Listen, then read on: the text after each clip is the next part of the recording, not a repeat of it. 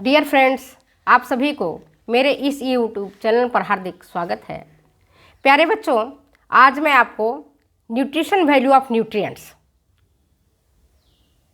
मतलब किन किन भोज्य पदार्थों में कौन कौन से पोषक तत्व मिलते हैं प्रचुरता से, इसको हम बता रहे हैं और उनका क्या फंक्शंस है।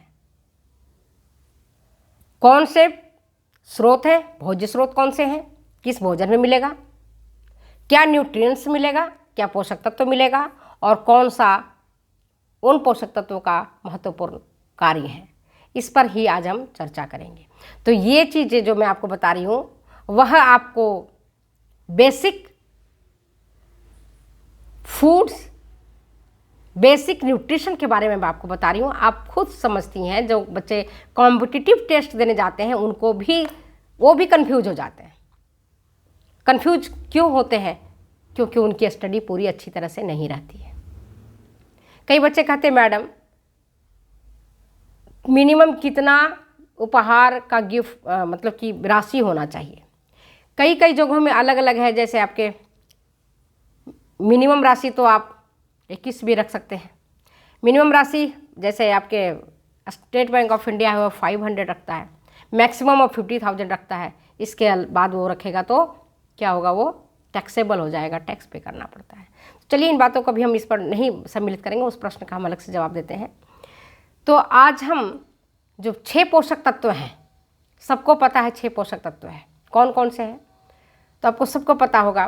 कार्बोहाइड्रेट, दूसरा है प्रोटीन, तीसरा है वसा, चौथा है विटामिन, पांचवा है खनिज लवण और छठा है क्या, वाटर। और सातवां जो अभी जो आया है उसको फाइबर को भी इंक्लूड किया गया है कि फाइबर भी हमारे बॉडी का इम्पॉर्टेंट न्यूट्रिएंट्स में आता है। यद्यपि वाटर से हमें कोई ऊर्जा मिलनी नहीं होता है, कोई हमें कैलोरी नहीं प्राप्त होती है, लेकिन हमारे बॉडी के इंटरनल एंड एक्सटर्नल फंक्शंस के लिए वाटर इम्पॉर्टेंट होता है। समझ गए बात को? तो अब हम आपको बता रहे हैं, पुनः अपनी टॉपिक की तरफ लौटते हैं और बताते हैं। वो ये कि भोजन जो है ना, भोज्य पदार्थ और न्यूट्रिएंट्स और उसका इम्पॉर्टेंट फंक्शंस। तो सबसे पहले हम पूछते हैं आपको कार्बोहाइड्रेट। कार्बोहाइड्रेट कौन कौन से भोजन में मिलेगा, कौन कौन से भोज्य पदार्थों में मिलेगा? तो आपको आंख मूंद करके याद रखना होगा कि जितने भी प्रकार के अनाज आप खाते हैं और जितने प्रकार के अनाज का नाम आप जानते हैं वो सब कार्बोहाइड्रेट का प्रमुख साधन है, रिचेस्ट सोर्स है। कौन कौन सा अनाज है? अनाज के बारे में हम सब पढ़े हुए हैं, सब खाते हैं, सब जानते हैं। कौन कौन से अनाज बताओ? तो देख लो, गेहूं, चावल, बाजरा, रागी, मक्का, ज्वार, जौ, मड़ुआ, ये सारे चीज़ें जो जितने भी प्रकार के अनाज हैं वे सब कार्बोहाइड्रेट के उत्तम स्रोत होते हैं। कार्बोहाइड्रेट के उत्तम सोर्सेज हैं, बेस्ट सोर्सेज हैं।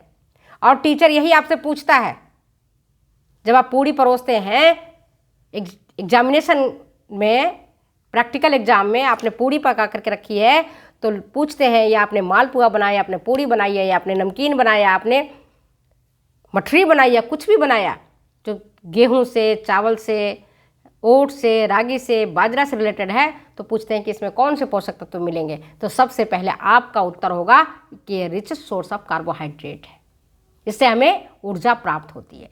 एक्सटर्नल सेटिस्फाई हो जाएगा, आगे आपसे प्रश्न नहीं पूछेगा। और क्या, और किस में मिलेगा कार्बोहाइड्रेट? स्वीट फ्रूट में, जितने मीठे फल हैं, मीठे फल में कौन से हैं? बनाना, अंगूर, तरबूज, इनमें मिलेगा। जड़ और कंद वाली सब्जियां ये कार्बोहाइड्रेट के अच्छे स्रोत हैं। जड़ और कंद वाली, जड़ वाली सब्जियां कौन सी होती हैं आपको पता है? आलू, शकरकंदी, अरबी, ये सारे जो हैं रिचेस्ट सोर्स हैं किसका? कार्बोहाइड्रेट्स का। इसके बाद गन्ने का जो रस आता है, गन्ने का रस, और चीनी, बूरा, गुड़, ये सारे जो होते हैं कार्बोहाइड्रेट के अच्छे स्रोत होते हैं।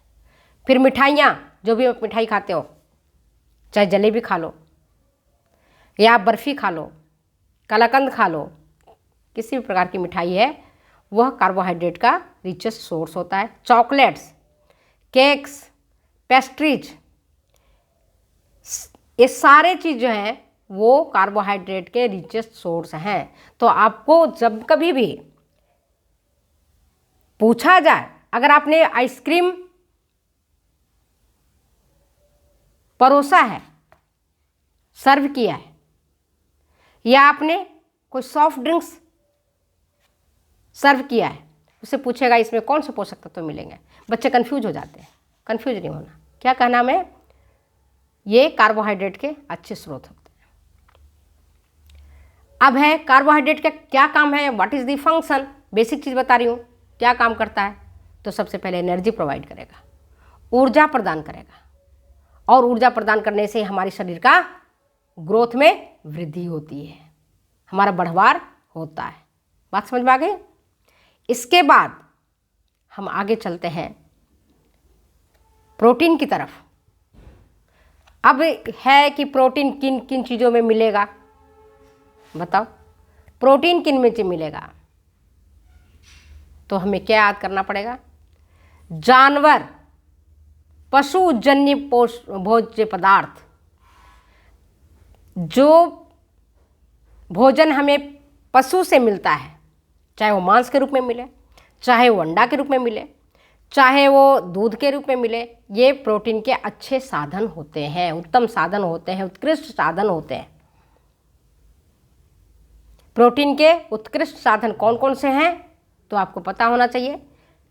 पशुजन्य भोज्य पदार्थ, अगर आप बोलोगे पशुजन्य भोज्य पदार्थ, ये प्रोटीन के उत्कृष्ट साधन होते हैं। उनमें कौन कौन से?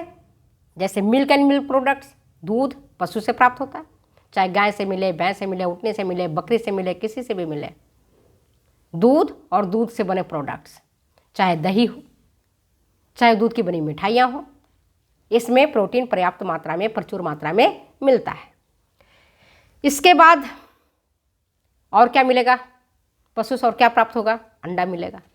अंडा चाहे बत्तख का हो, चाहे मुर्गी का हो, जिस किसी का अंडा है उसमें प्रोटीन की प्रचुरता रहती है। मांस पशु से प्राप्त होता है, तो मांस, मछली, अंडा, दूध और दूध से बने प्रोडक्ट्स, ये सारे के सारे प्रोटीन प्राप्ति के उत्कृष्ट साधन होते हैं। ठीक है,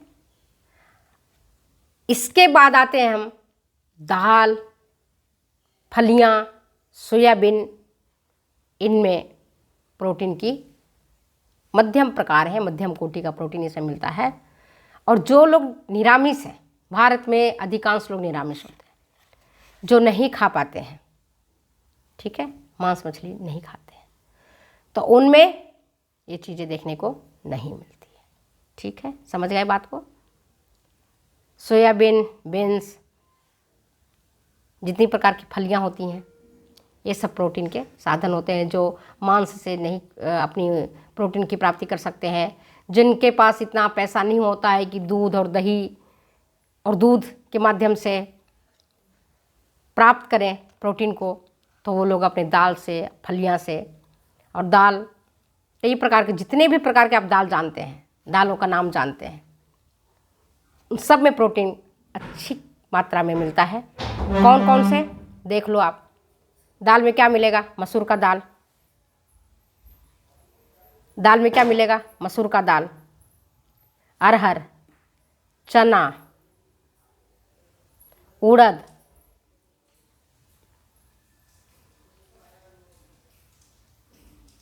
इनमें प्रोटीन मध्यम कोटि का मिलता है और आहार में सम्मिलित करने से प्रोटीन की जो जितनी हमें चाहिए उतना प्राप्ति हो जाता है। अब हम देखते हैं इसका फंक्शंस क्या है, ये क्या कार्य करता है। तो इसका फंक्शन क्या है? प्रोटीन का क्या काम है? शरीर की मरम्मत का, शरीर में जो हुए टूट फूट है उनकी मरम्मत करना। वृद्धि और विकास में प्रोटीन का खास करके योगदान होता है। आप देखे हो ना, हमारा शरीर किसका बना होता है? हमारा शरीर बना होता है कोशिकाओं का। कोशिकाएं किसकी बनी होती हैं? प्रोटीन की। प्रोटीन की जब कोशिकाएं बनी होती है तो हमें वृद्धि और बढ़वार के लिए किसकी आवश्यकता होगी? प्रोटीन की। एक दूसरे से सब रिलेटेड है, एक दूसरे से सब रिलेटेड है, तो कौन सा है? प्रोटीन। बात समझ में आ गई? और क्या काम करता है?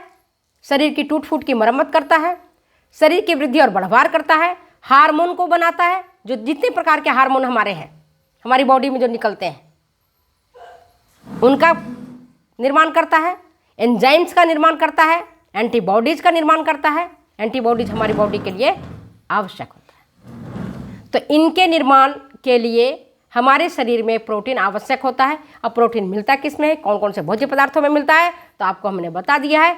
याद रखना, पशुजन्य भोज्य पदार्थ। पशुजन्य भोज्य पदार्थ जैसे आप बोलोगे, जैसे भी आप बोलोगे, पशु से जो हमें भोजन प्राप्त होगा, मांस के रूप में, मछली के रूप में, अंडा के रूप में, लीवर के रूप में, है ना, मांस का कोई सा भी पार्ट हुआ उसमें प्रोटीन मिलेगा।